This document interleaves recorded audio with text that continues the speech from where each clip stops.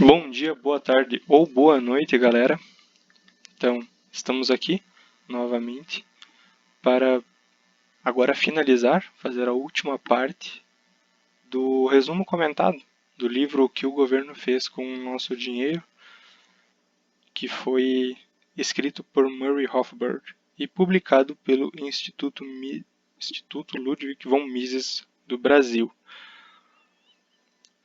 Quero ver se está tudo certo com a gravação. Sim, estamos gravando.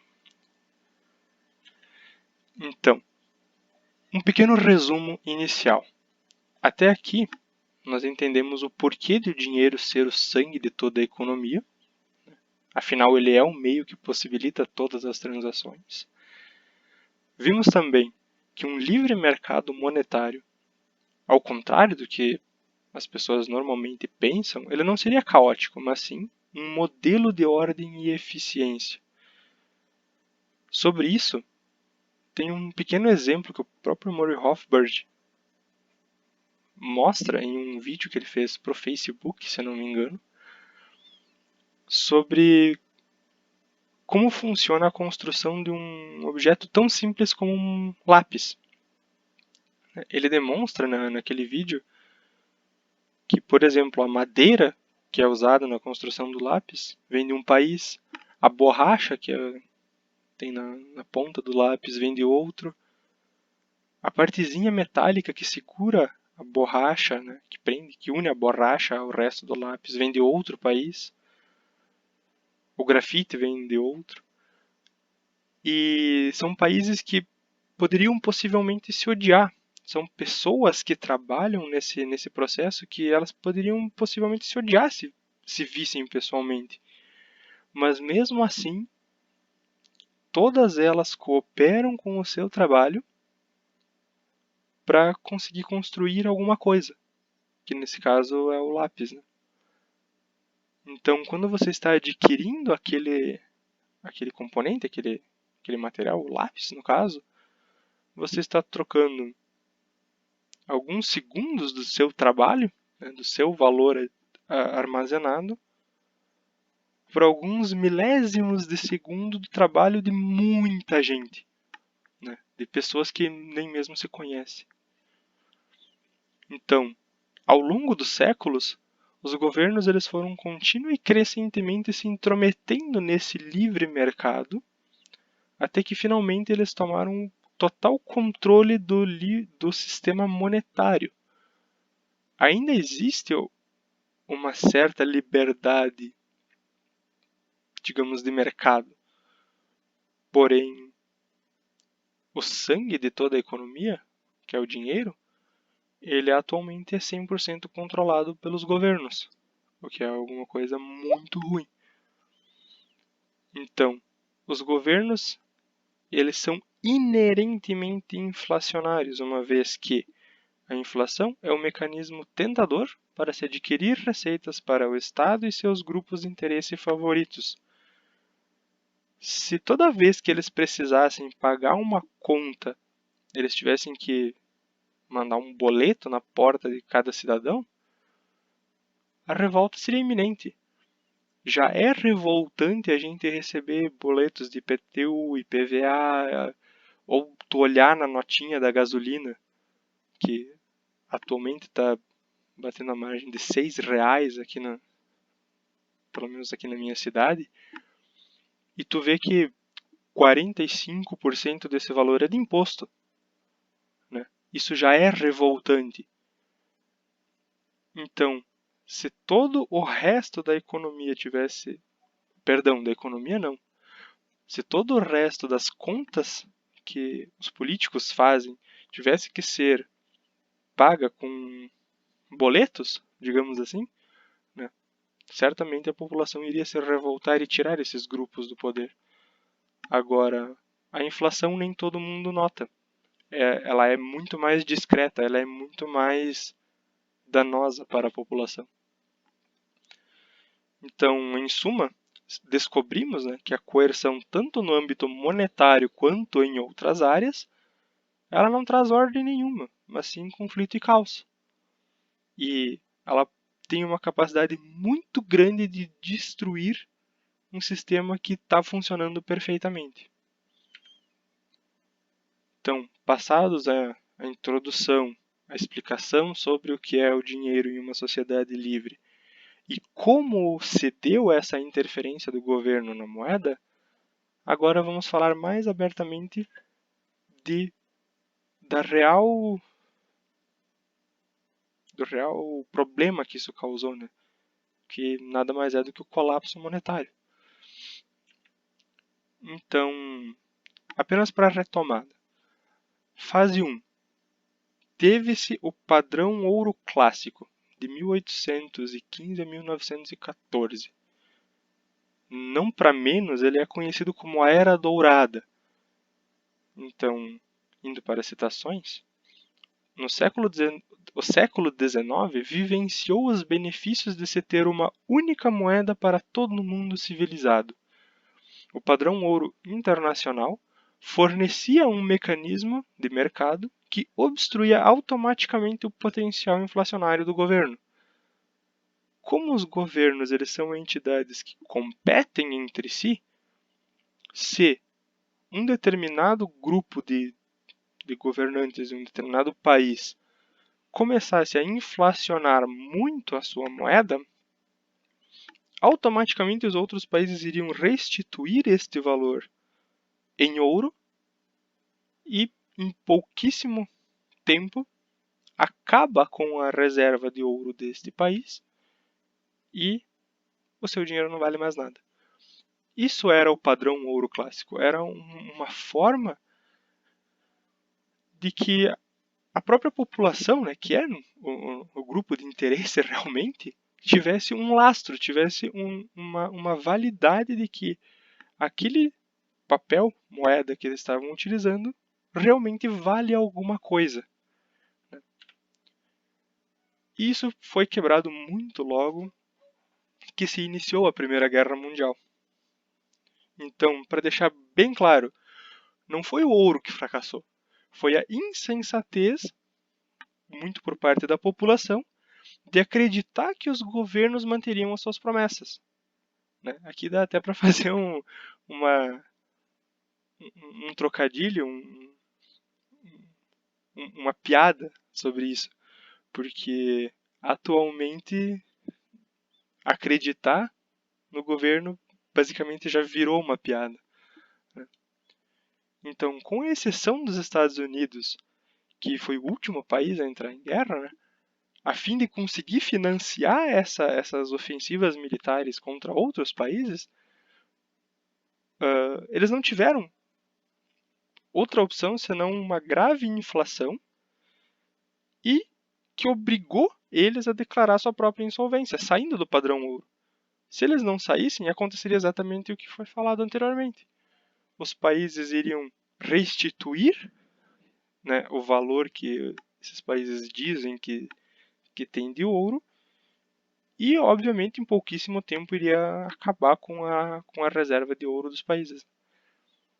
Porém, naqueles dias, tal cenário era visto como um limiar de desastre. Tal cenário era visto como uma coisa ruim. E os políticos e os economistas daquela época, eles buscaram formas de retornar ao padrão ouro. A mais simples teria sido a mais eficiente, que seria uma forte deflação, né? Pega a moeda na quantidade que tem no momento e faz um novo parâmetro de comparação, né? Ia ser uma dor absurda para o momento, mas estaria resolvido. Né? Mas, como normal de qualquer governo, eles buscam empurrar o problema para frente e nunca resolver o problema. E dito isso, entra-se a fase 3, que foi a tentativa deles de restituir algum pouco, pelo menos, do padrão ouro, mas sem arcar com as consequências, né, dessa grande impressão monetária. Então, a Grã-Bretanha, em 1922, na Conferência de Gênova, instituiu o padrão ouro-câmbio. Então, como que aconteceu isso? As libras esterlinas e outras moedas, elas não eram mais restituíveis em moedas de ouro, mas somente em grandes barras, que eram apenas adequadas para transações internacionais. Isso impedia que os cidadãos comuns da Grã-Bretanha e de outros países europeus restituíssem, né, e utilizassem o ouro em seu dia a dia, o que obviamente permitiu um maior grau de inflação no papel moeda. Então, nesse ponto, eles já começaram a ver que isso era vantajoso para eles. Eles podiam usar esse mecanismo de inflação do papel moeda para financiar as necessidades, vamos por assim dizer, deles. Né? Eles podiam beneficiar os seus grupos de interesse com tal mecanismo, vamos por assim dizer. E o resultado foi que os Estados Unidos criaram uma pirâmide invertida de dólares sobre o ouro e a Grã-Bretanha piramidou as suas libras esterlinas sobre o dólar. E todas as outras moedas europeias piramidavam-se sobre as libras. E esse era conhecido como o padrão ouro-câmbio, tendo o dólar e a libra como as duas únicas moedas chaves, as duas únicas moedas que poderiam ser restituídas em ouro, né? Sendo que o dólar, muito mais sólido, muito mais confiável naquele momento, pois ele ainda tinha um certo grau de liberdade para a população, né? Já no caso da libra, não mais.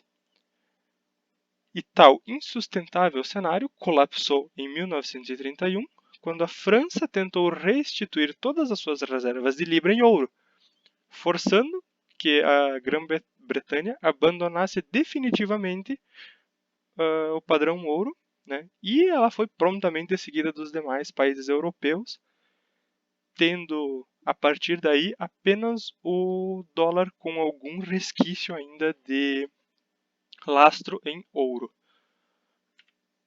Porém, como boa parte dos países do mundo haviam já abandonado então o seu lastro em ouro, o comércio internacional e os investimentos foram praticamente paralisados. E eles estavam sendo conduzidos apenas por acordos de escambo entre os governos concorrentes e conflitantes entre si. Né? Lembrando que há pouco tempo atrás estavam em guerra, na Primeira Guerra Mundial. E o final definitivo e com certeza muito trágico do padrão ouro se dá nessa fase 4, que é quando os Estados Unidos, né, em 1933 para 34, abandona o padrão ouro em uma vã tentativa de sair dessa depressão, né, praticamente global. Então, os cidadãos americanos eles não podiam mais restituir os seus dólares em ouro e foram proibidos de possuir qualquer quantidade de ouro, seja no país quanto no exterior. Então, de certa forma, os Estados Unidos foi muito mais brutal com os seus cidadãos, né? Pois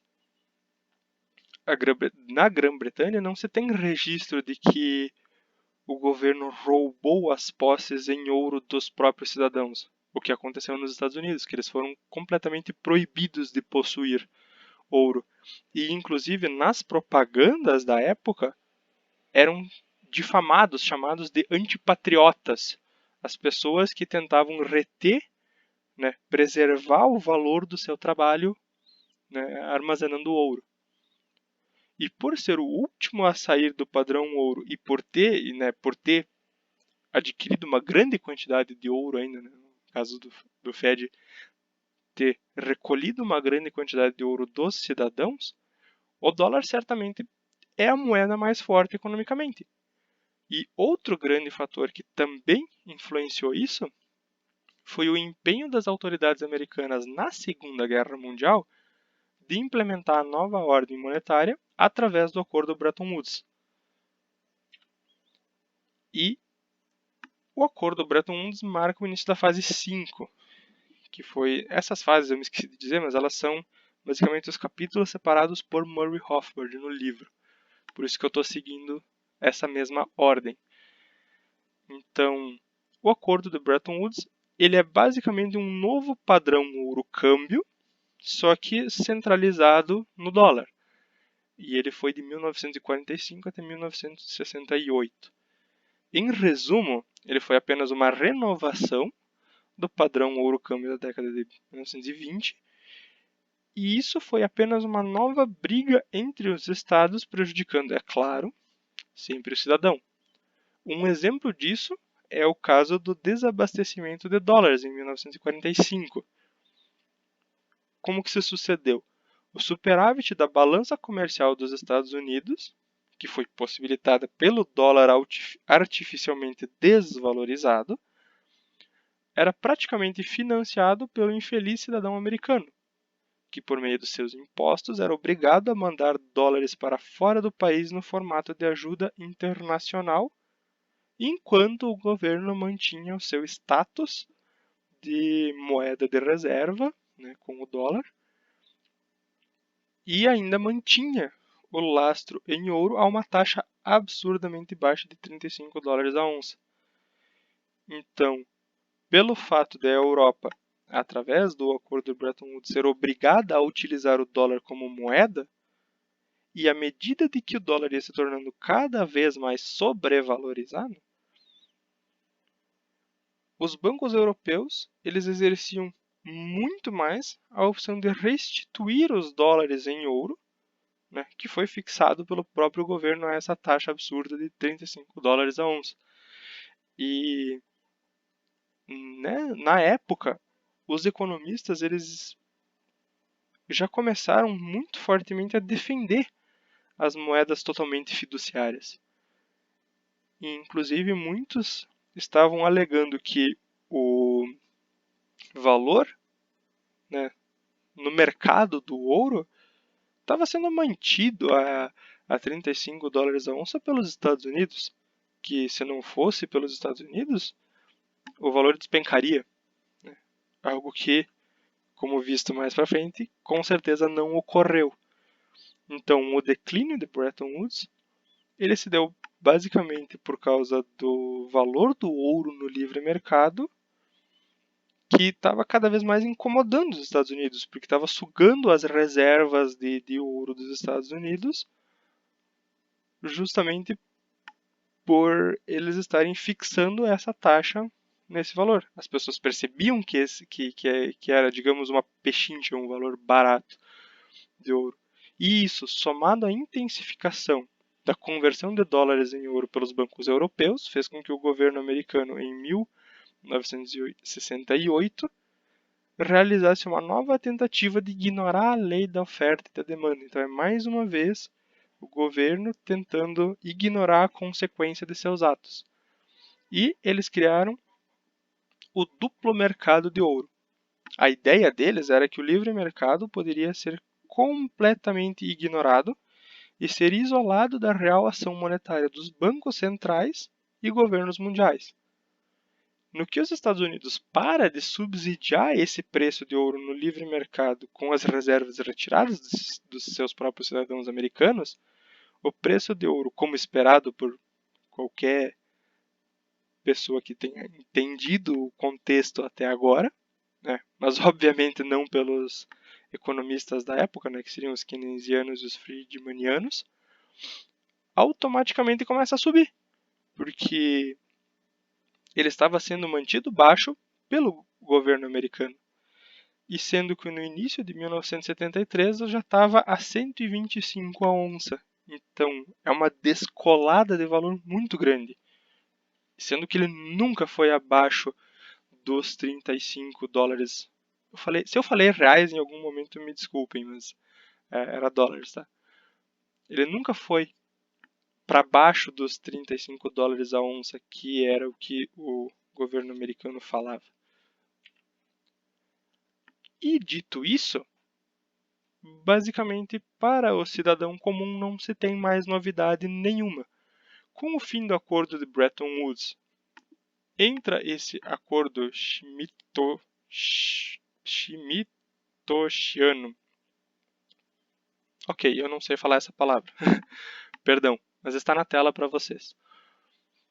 Então, com esse novo acordo, o dólar ele passa a ser 100% fiduciário, até mesmo para os bancos centrais, e eles tentam implementar um sistema de taxas de câmbio fixas, que é esse novo acordo.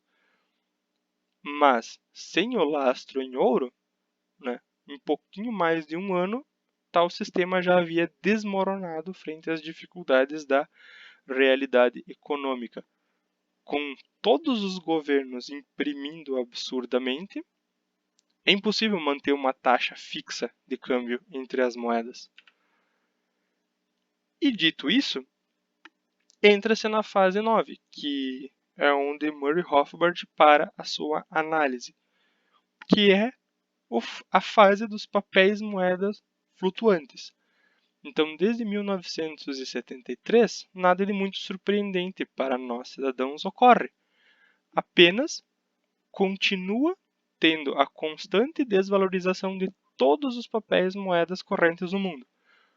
Então, cada vez que uma nova crise econômica bate à porta, os bancos centrais prontamente a recebem com uma nova injeção de liquidez no mercado. E isso, obviamente, vai cada vez mais desvalorizando as moedas e retirando o poder de compra dos cidadãos. Porque, obviamente, esse dinheiro injetado vai primeiro para os grupos de interesse do governo. Ou seja, os primeiros recebedores do dinheiro recebem, em forma de imposto inflacionário, o dinheiro das demais pessoas, no caso dos cidadãos comuns dos países. E enquanto isso, o ouro e as outras commodities, obviamente, continuam se valorizando, pois as pessoas mais ricas, as pessoas com uma capacidade aquisitiva maior, elas vão buscar proteger o seu patrimônio e, obviamente, não em papel moeda que não tem lastro nenhum. Né? Disse que, atualmente, o lastro dos papéis moeda é a confiança que as pessoas têm nos políticos. E eu te pergunto, quem ainda em sã consciência confia nos políticos? Né? Então é esse o lastro que se tem atualmente para as moedas. E para finalizar, né, a parte do livro escrita por Murray Rothbard, ele fala que os prospectos para o futuro são de acelerada inflação monetária nos Estados Unidos, lembrando que ele é de lá, né, então por isso ele fala dos Estados Unidos, seguida de um colapso monetário internacional. É factual isso, pois os Estados Unidos eles são atualmente, no caso o dólar, é atualmente a reserva de valor, vamos por assim dizer, internacional. E esse prognóstico ele só pode ser mudado caso haja o retorno de uma moeda commodity de livre mercado e uma completa remoção dessa ingerência governamental sobre as questões monetárias. Peço desculpa pela moto que passou ao fundo. Então, caso não ocorra a volta do dinheiro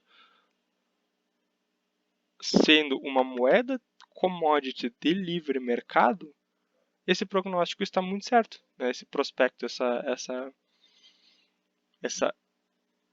possível previsão do que vai acontecer. E acredito, agora, opinião pessoal, que esse cenário está cada vez mais próximo. Né? Atualmente, até o próprio Fed está admitindo que ele não quer mais que o dólar seja a reserva monetária mundial. E não tem nenhuma outra, a princípio, né, para tomar o lugar dela.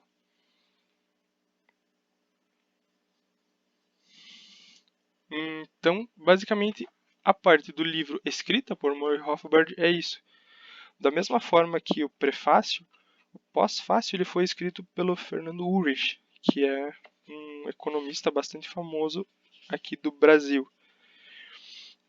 E ele diz que essa fase 9, ela acaba, né, agora citando Fernando Ulrich, em 2008, que, na opinião dele, entraria, no caso, a fase 10, que é uma desvalorização competitiva infinita. Né? fazendo uma citação agora, lendo um pedaço do pós-fácil, à beira do colapso, o sistema monetário já não responderia somente à ortodoxia então reinante. As manipulações das taxas de juro seriam insuficientes para combater tal problema, que chegou a tal magnitude e sem precedentes. Então vai chegar a um determinado ponto, e eu acredito que está muito próximo disso, que apenas manipular a taxa de juro não vai mais resolver. Injetar dinheiro na economia não vai mais resolver o problema, né? E isso certamente irá levar a um colapso. Muito provavelmente, a população, né, se não surgir uma nova moeda com essas características, terá de voltar ao escambo e recomeçar. E espero que essa vez não se deixe levar pela confiança em políticos. Bom, por esse vídeo é isso. Finalizamos então a análise, o resumo e as discussões a respeito do livro O que o governo fez com o nosso dinheiro. Eu espero que tenham gostado e até a próxima.